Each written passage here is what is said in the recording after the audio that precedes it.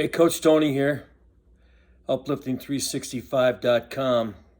Remember, it's a resource center. You can find out a lot of up-to-date kinds of principles or concepts that might help you in terms of a book to read or a podcast. And it's a it's a living thing. It's growing every day, and I'm doing my best to make it grow more. And I'll tell you what, I've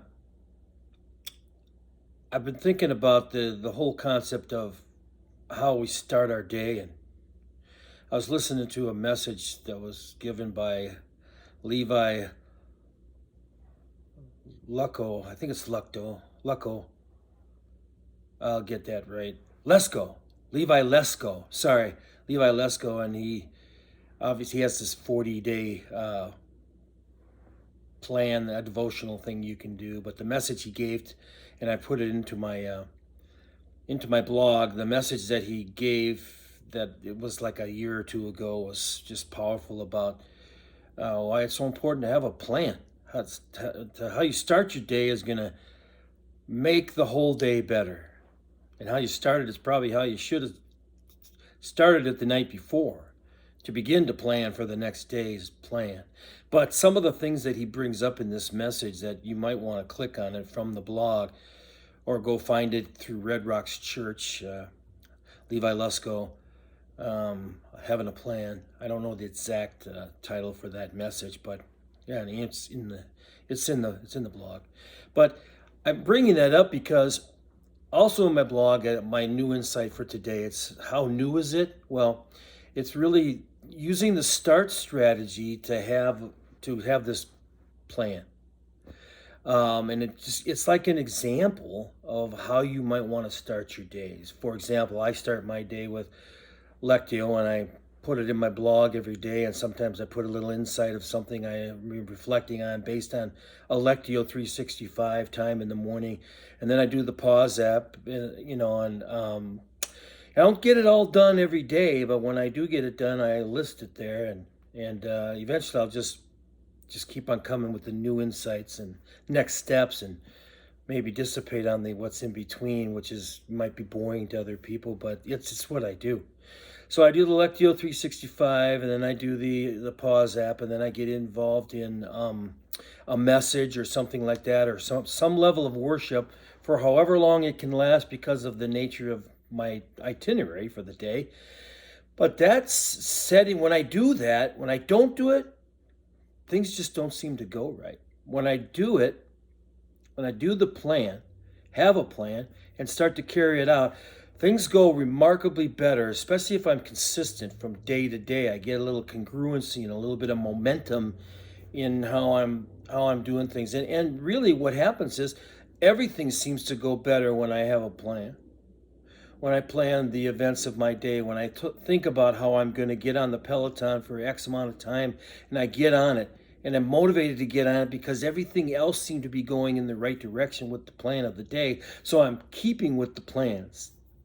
So, and then, my health gets better. I'm more focused. I'm more into what I'm doing, and I'm probably better on those days with all of the anxiety that seems to prop up most days from whence I don't understand all the time, but sometimes I just feel great, and I'm going, what the heck is going on?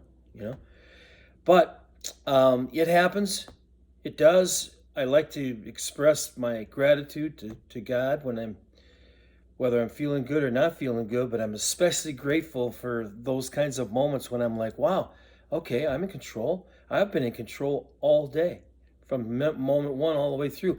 But using the START strategy, you can get silent and just be still and know that I am God, is what I like to say when I'm going to get silent and get into the moment, and how He has commanded me to do good. Haven't I commanded you to be strong and courageous, for the Lord your God is with you wherever you go? That's Joshua 1:9. I didn't know that always, but now that I know it, I'm trying to use that as my take time and take action.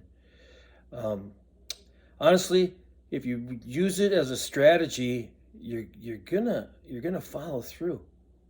So that's why I recommend it. That's why I threw it up in my blog, and I'm talking about it now to bring that home, to bring that past and that present and that future, and have a strategy for how all that's going to change how I am cognitively thinking about things, how I'm behaving relative to things, and the emotions that it elicits in me.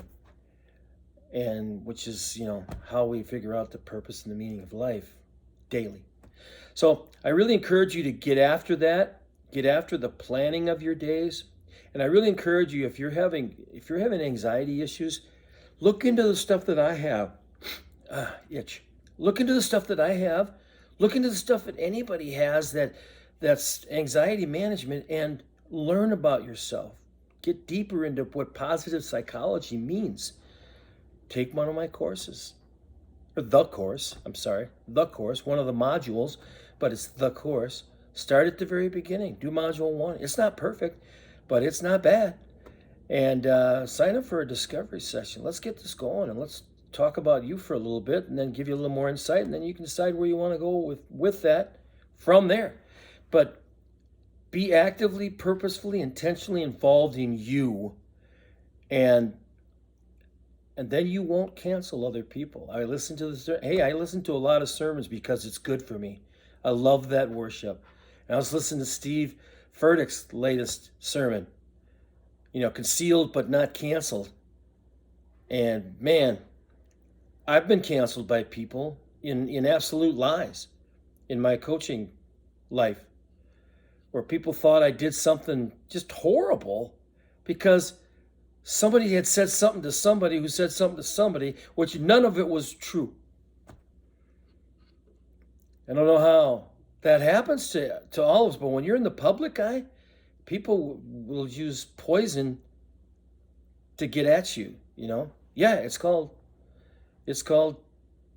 the devil, the dark side of life. I mean, how else would you explain people saying you did something or you're involved in something at some level just because you know somebody who had something happen to them, and therefore you are? I don't think so, but that's what happens, and that's tough to shake off. If you're going through that, I'm sorry that you have to even endure that. Or when people don't agree with how you're doing something, and you may not be perfect at it, and you might not be doing the best job, but it's not that you weren't listening, but they weren't sharing necessarily with you how you could better yourself in that moment. Instead, they wanted to just cancel you. Let's just cancel this guy. You can't prove it. But that kind of gets away from the qualities that you have, the intellect that you have, the strengths that you have, that you can apply to any given situation if you're fostered in that way by other people. So if you're canceling people, stop it. It's only stressing you out.